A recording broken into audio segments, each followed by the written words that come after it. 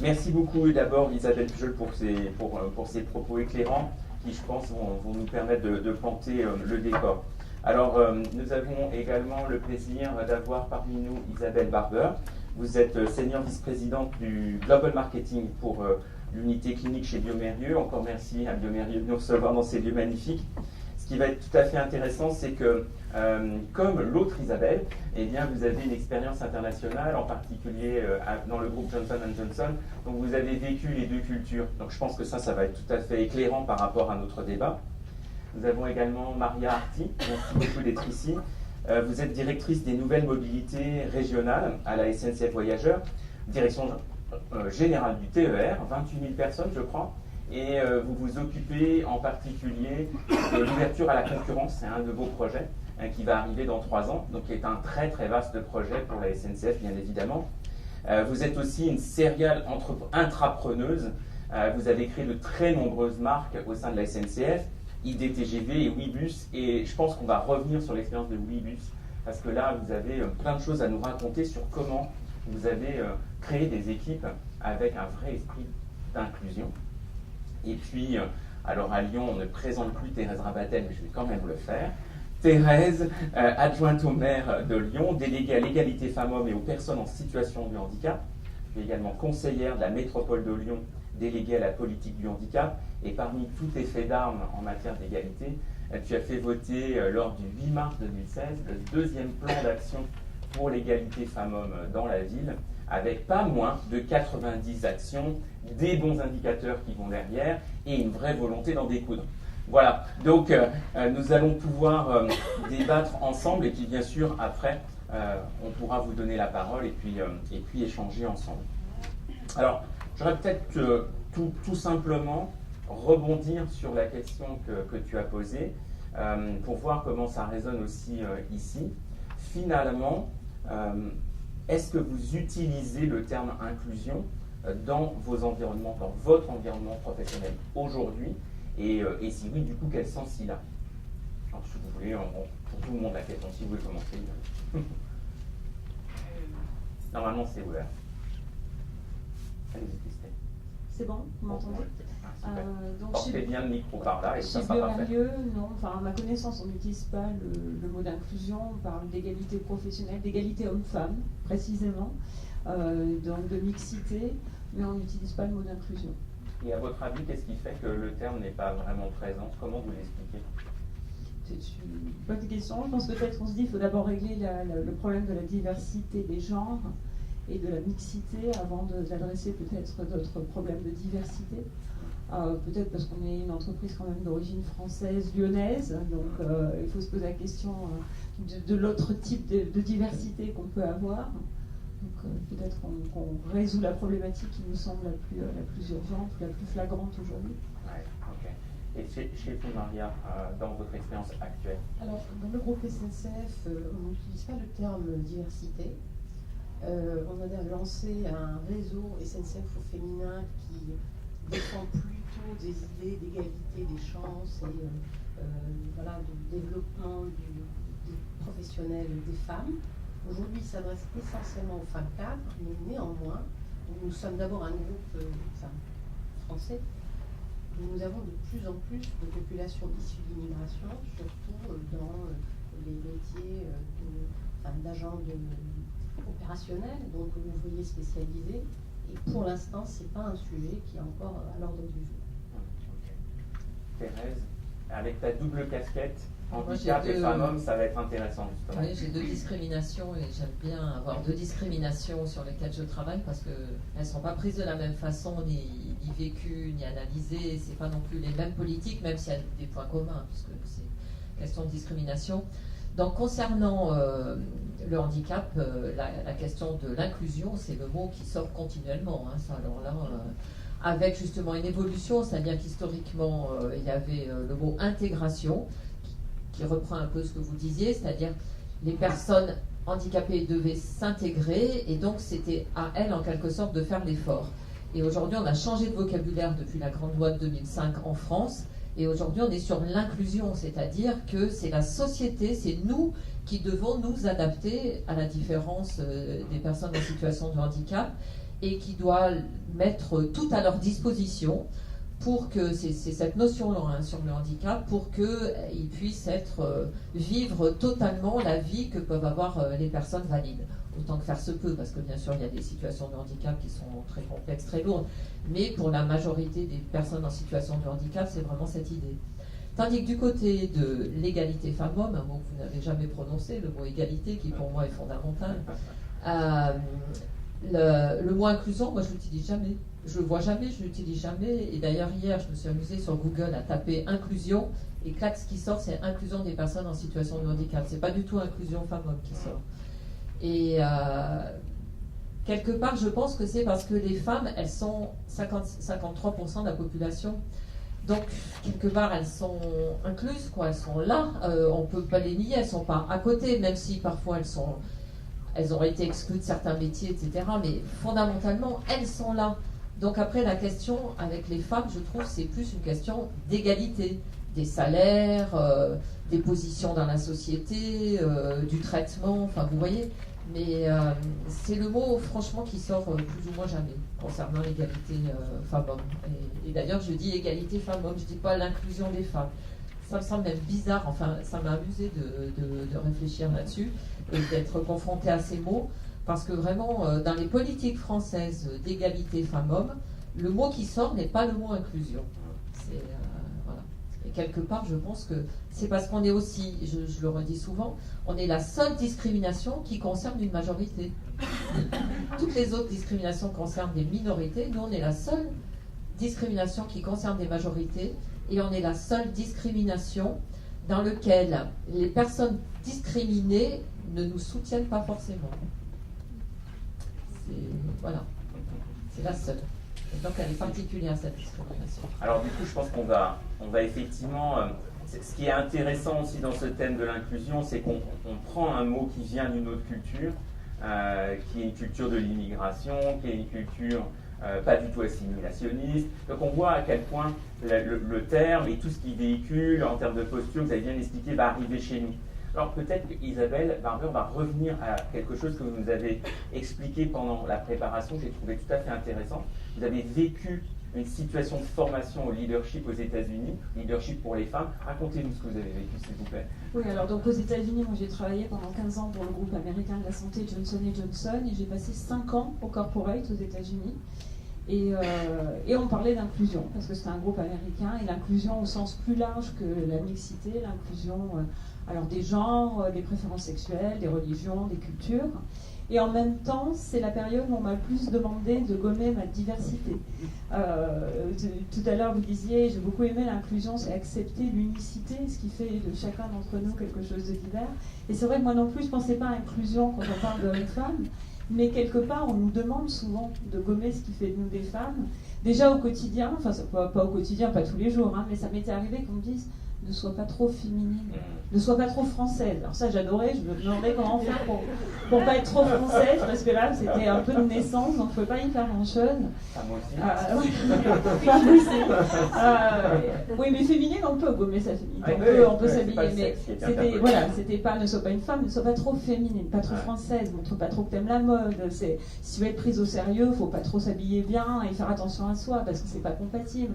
Et puis, alors, effectivement, j'avais été invitée au pilote d'une formation. Alors, c'était une formation pour les femmes de couleur et multiculturelles. Donc, moi, j'étais là en tant que femme de couleur, en tant que femme multiculturelle, la française aux US. Et la formatrice, qui était une afro-américaine, nous a expliqué sérieusement pendant la formation que si on voulait devenir intégré, notamment dans les plus hautes sphères du leadership, en gros, il fallait devenir un alpha white man. C'est-à-dire, il fallait jouer au golf. Parce que sérieusement, les décisions, elles ne se prennent pas dans les salles de réunion, mais elles se prennent le samedi et le dimanche sur le terrain de golf. Donc si on ne va pas jouer au golf avec les hommes, ils vont décider les trucs tout seuls. Et puis quand ils vont attribuer les postes, ils vont se les attribuer entre eux. Elle nous suggérait de s'acheter une voiture de sport. Parce que sur le parking, quand on se gare, si on a la voiture familiale avec les sièges enfants, ça ne le fait pas. Donc il fallait avoir une voiture de sport, discuter mécanique, et puis regarder, très important, les matchs de foot et de baseball. Et puis pouvoir, comme ça, le lundi matin, discuter des résultats des matchs avec les hommes. Voilà, donc bon, cela dit, Johnson est un groupe formidable, et en tant que femme, j'ai eu beaucoup d'opportunités, mais il y avait ces quelques exemples où on parlait beaucoup d'inclusion, mais on voit qu'on parlait, c'est pas le vivre. Et il y avait toutes ces petites choses qui disaient ouais, t'es une femme, c'est bien, mais sois pas trop quand même. Quoi. Ouais, mais en tout cas, par rapport aux définitions que vous en avez données, on est très très loin de l'inclusion que vous nous proposez. Exactement. Et pourtant, aux États-Unis, ce qui montre toujours pareil, c'est que le pays d'origine qui invente le terme, il peut lui aussi en avoir une traduction dans la vraie vie, comme pour cette formatrice, qui peut être très éloignée de l'intention. Donc, le feedback sur le pilote de formation n'a pas été très bon. Hein. Autant dire pilote que collectivement, on avait expliqué qu'on était très choqués qu'on nous fasse venir en tant que groupe identifié de femmes de couleur et multiculturelles et qu'on nous explique qu'il fallait essayer de gommer un maximum de choses qui faisaient de nous des femmes multiculturelles. Ouais. C'est très contradictoire, en tout cas, voire paradoxant. Oui. Mais c'est pour ça, même si moi je n'associais pas le terme d'inclusion à la problématique homme-femme, je pense que c'est un vrai souci, on n'est pas forcément incluse. Oui, tout à fait. Madame Marty, en 2012, vous partez avec cette idée de créer Ouibus. Vous devez mettre en place un comité exécutif européen et vous devez faire travailler des personnes très variées. Qu'est-ce que vous faites? Alors, vous avez utilisé le mot devoir, mais je vais juste revenir un peu quelques années en arrière. Donc, en fait, moi, je m'appelle Maria Arti et contrairement à l'apparence, je suis franco-marocaine. Je suis entrée dans le groupe SNCF et j'ai essentiellement fait de l'innovation. J'ai fait des projets, souvent dont, on va dire, les groupes dominants ne voulaient pas parce que c'était trop risqué. Et moi, je n'avais aucune appréhension par rapport au risque. Au contraire, ça m'amusait d'inventer, de créer et surtout de travailler en équipe. Donc en fait, c'est l'innovation qui m'a amenée à cette notion de management de la diversité. Pourquoi? Parce qu'en fait, pour innover, on a besoin de travailler en groupe pluridisciplinaire. On a besoin d'avoir des angles de vue différents. On a besoin de tricoter des disciplines et des expériences différentes pour arriver à une solution. Donc en fait, finalement, j'ai fait de l'inclusion, j'ai favorisé la diversité dans mes différents comités de direction et dans mes différentes équipes, vraiment mue par cette conviction que la richesse venait de la diversité, et diversité au sens large. C'est-à-dire que la notion homme-femme est arrivée un peu plus tard. J'avais des comités de direction où il y avait un tiers de femmes, parfois je suis arrivée jusqu'à 50%, on est revenu à 40%. Voilà, ça faisait partie de la préoccupation, mais ce n'était pas le cœur de la préoccupation. Donc en 2012, en fait, un peu avant 2012, le groupe SNCF voyait que le marché de l'autocar longue distance, les fameux autocars Macron, allait s'ouvrir en France. Et donc, on m'a demandé de créer un opérateur autocariste européen pour positionner la SNCF sur ce marché. Donc, déjà, autant vous dire, parler de la route à des gens qui sont dans le ferroviaire et qui sont des cheminots, c'est les injurier. Non mais honnêtement, le terme n'est pas si fort que ça. En fait, j'avais déjà développé dans mes comités de direction précédents une approche pour favoriser cette diversité. L'idée pour moi, c'était qu'une équipe, elle devait être constituée de personnes différentes et surtout complémentaires. Donc j'avais monté, on va dire une méthode, mais ce n'est qu'une méthode, et je suis sûre qu'il y a d'autres approches beaucoup plus intelligentes. Donc j'ai utilisé, j'utilise toujours d'ailleurs, le MBTI, où vous voyez les... Et puis je faisais un petit mapping, je disais, on a besoin de tel et tel et tel profil, caractéristiques, en plus des compétences techniques. Et j'essayais de trouver en fait finalement toutes ces caractéristiques dans les membres du comité de direction. Pour Ouibus, comme c'était une entreprise qui a développé un réseau européen, je me suis dit que le B.A.B.A. c'était quand même d'avoir un comité de direction européen. Donc j'avais un Belge qui était DSI, j'avais un Anglais, des Français, une Italienne. Et donc j'ai constitué avec cette méthode, et surtout ce qui était extrêmement important et qui, à mon avis, fait partie finalement des ingrédients pour l'inclusion, c'est qu'on avait une vision, un rêve commun, unique, et on a été choisis, et je les ai choisis, avec des valeurs partagées pour réaliser ce rêve.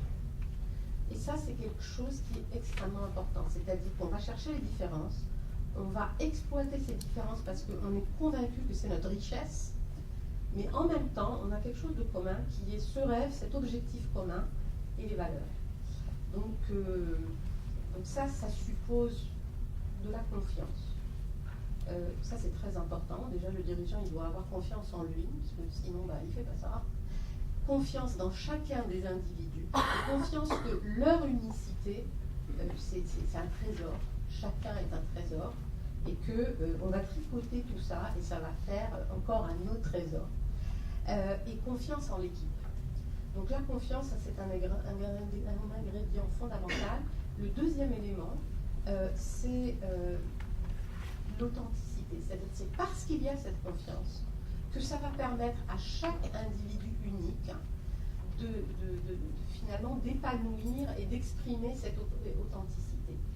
Et ma conviction, c'est que en fait, quand on est authentique, on est complètement aligné et complètement au diapason de notre être. Et donc c'est là où on va donner le meilleur de nous, et c'est là où on va avoir le plus de satisfaction personnelle. Et donc finalement, c'est extrêmement bénéfique à l'individu, mais c'est aussi très bénéfique à l'organisation et à l'entreprise. Juste pour terminer, vous nous racontiez en préparant essentiellement des chauffeurs, des conducteurs plutôt venant de l'Europe de l'Est, du Maghreb, et puis des cols blancs plutôt européens de l'Ouest. Et comment vous faites pour faire... Voilà, allez, comment vous faites là? Ça, c'est le sujet de l'entreprise globale. C'est-à-dire que déjà, une entreprise a besoin d'être complètement en phase avec le groupe d'individus, le marché qu'elle sert. Et donc, d'ailleurs, parmi nos valeurs, il y avait ouverture. Et l'enjeu, c'était d'être en capacité, quand on faisait un Amsterdam-Paris, être en capacité de parler en néerlandais ou au moins en anglais aux gens qui embarquaient à Amsterdam et pouvoir leur donner des informations, en tout cas communiquer dans une langue commune. Voilà. Donc, donc, ce qui était important pour moi, c'était que on était un groupe. Il n'y avait pas les cadres d'un côté et les conducteurs de l'autre, parce que les conducteurs, c'est nos ambassadeurs, c'est eux qui sont en contact avec les clients tous les jours. Donc ils vont nous apporter énormément d'informations et en même temps, c'est eux qui vont diffuser nos valeurs, c'est eux qui vont finalement être l'emblème, l'étendard de notre entreprise et de notre marque.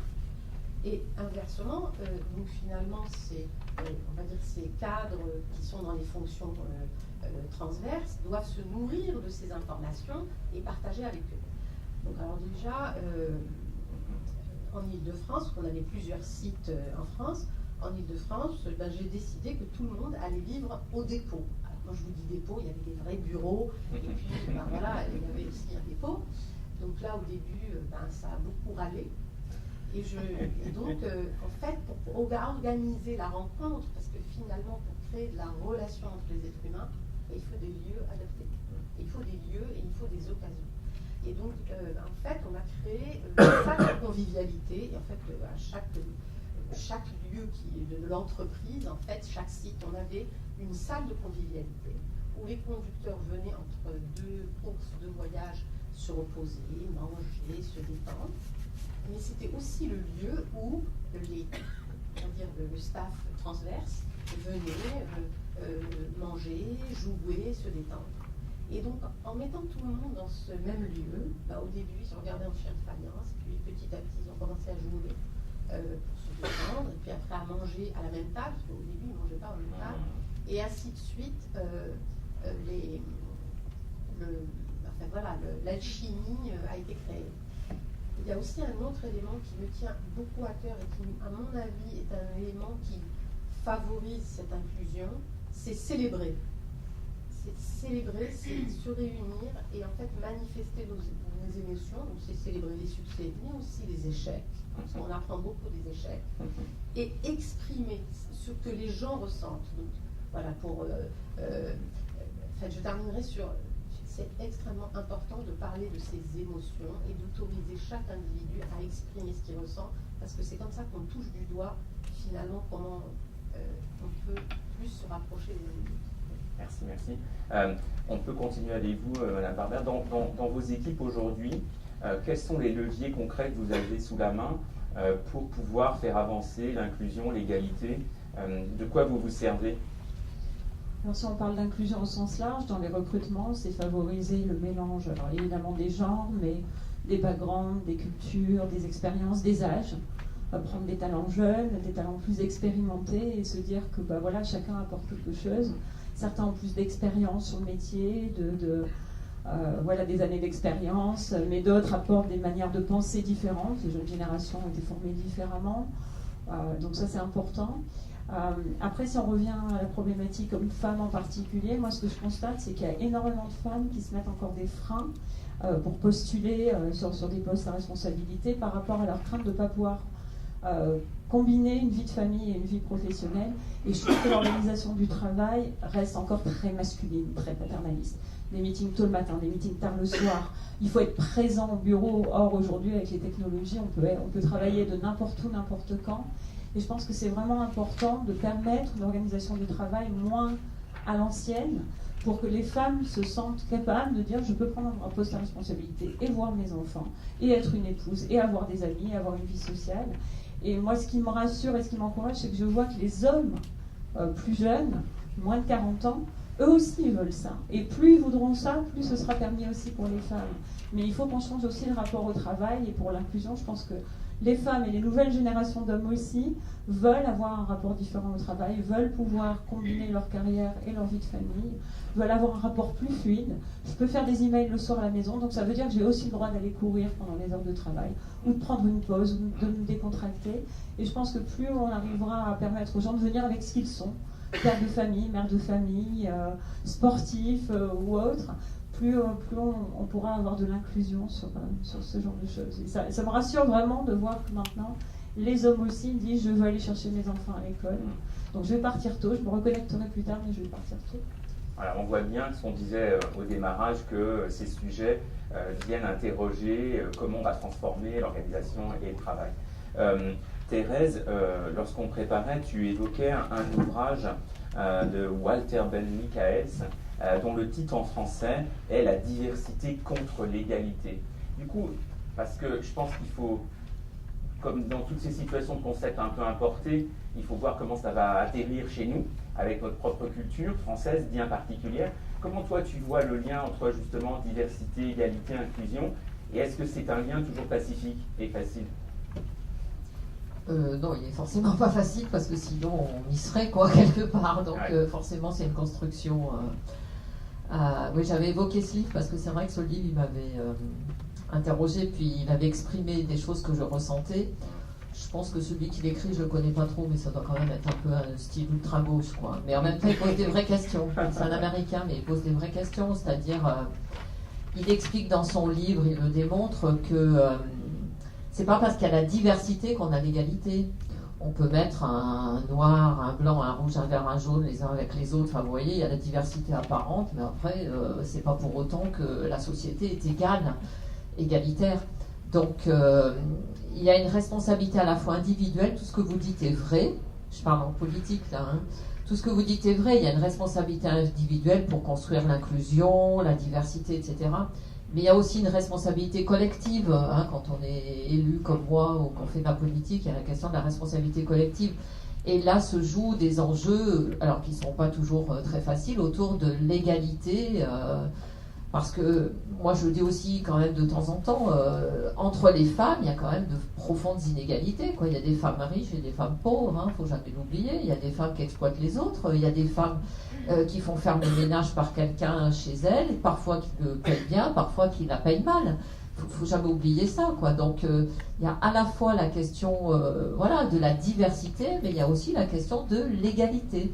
Et c'est vrai que ce petit livre, il est un peu décapant de ce point de vue, quoi, parce que du coup on se dit oui c'est vrai, faut faire attention à ça, et moi j'insiste toujours là-dessus. L'an dernier j'avais fait un 8 mars sur la question des femmes remarquables. Il faut mettre en avant les femmes remarquables.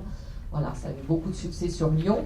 Mais je commençais souvent mes interventions en disant la femme remarquable pour moi aussi, c'est la femme du quotidien, hein, qui gèrent ses activités professionnelles, personnelles, familiales, etc. C'est aussi des femmes remarquables. Donc il faut toujours tenir les deux bouts, enfin voilà, et puis encore une fois, il ne suffit pas d'avoir de la diversité pour avoir de l'égalité.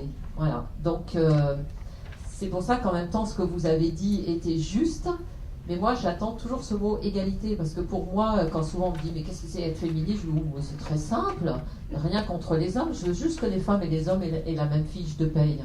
Vous voyez, c'est voilà, parce qu'encore une fois, quelque part, les femmes, c'est 53% de la population, donc bon, elles sont là. Le problème dont elles souffrent aujourd'hui, c'est qu'elles n'ont pas les mêmes feuilles de paye, elles n'ont pas les mêmes postes avec le plafond de verre, etc. Et elles ont des problèmes d'articulation de leur temps, parce que certes, les hommes ont fait des progrès, et j'en suis d'accord, et spécialement les hommes jeunes, mais encore aujourd'hui, il y a quand même... les enquêtes qui sont faites par l'INSEE, par l'INED, etc., vous montrent que le partage des tâches familiales et parentales n'a presque pas progressé en réalité. Donc certes, et puis je l'ai déjà expliqué, mais le diable est dans les détails. L'homme qui va mener l'enfant à la crèche, c'est pas du tout la même chose, ça lui prend un quart d'heure, que d'aller chercher l'enfant à la crèche le soir. C'est pas du tout pareil. Et ce sont les femmes qui vont chercher les enfants à la crèche, enfin majoritairement, bien sûr qu'il y a toujours des exceptions. Mais parce qu'après, on s'occupe du gamin le soir. Donc, on le fait manger, on le lave, enfin, vous voyez, on s'occupe des devoirs, on fait tout un tas de choses.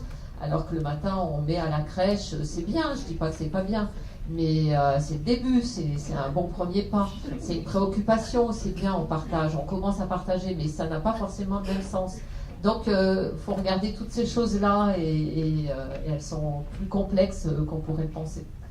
Avant de vous passer la parole, juste pour terminer, Isabelle, est-ce que tu peux nous dire finalement comment tu vois la contribution de l'inclusion au débat de l'égalité et au chemin vers l'égalité réelle?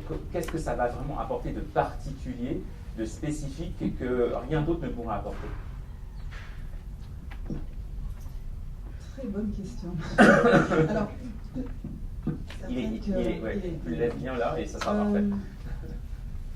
D'abord, je suis étonnée moi-même d'avoir pas utilisé le mot égalité, parce que pour moi c'est tellement clair que la création d'une culture d'inclusion, in fine, c'est pour créer l'égalité de traitement, l'égalité des chances. Et je pense vraiment, je suis entièrement convaincue que les entreprises qui vont travailler sur la création d'une culture d'entreprise inclusive, c'est-à-dire mettre en avant des comportements inclusifs au niveau des managers, des employés, qui vont mettre en avant la notion du processus de ressources humaines inclusives. Tout ça, ça va être pour plus d'égalité. Donc ça, vraiment, je le dis, je le redis. Juste un commentaire.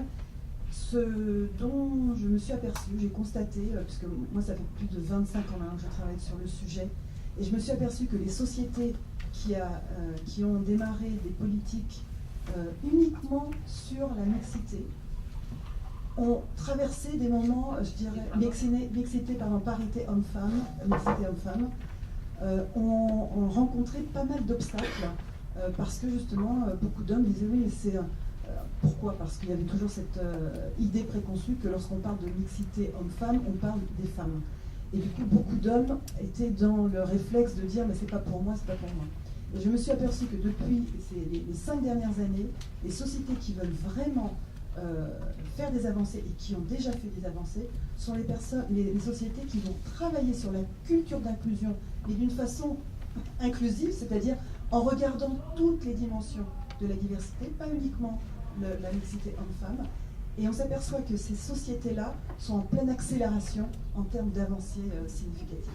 Donc, je dirais le mot, c'est la culture d'inclusion, le travail sur cette culture d'inclusion, quand elle est ciblée, c'est-à-dire que lorsqu'on va travailler sur les compétences managériales, qu'est-ce que c'est l'inclusion? Lorsqu'il va y avoir les 360 feedbacks, on va mesurer, parce que c'est toujours là le problème, c'est comment on mesure l'inclusion. On n'a pas, ça pourrait être un débat à part entière maintenant, comment on mesure l'inclusion. L'inclusion, c'est une question de perception. Donc pour pouvoir mesurer une perception, il faut des conversations, il faut des outils, donc les enquêtes d'engagement, les 360 feedbacks, etc. Mais honnêtement, sur les 5 dernières années, les sociétés qui travaillent d'une façon stratégique sur la notion d'inclusion vont trouver des résultats beaucoup plus positifs et des avancées sur les autres formes de diversité, notamment la mixité homme-femme.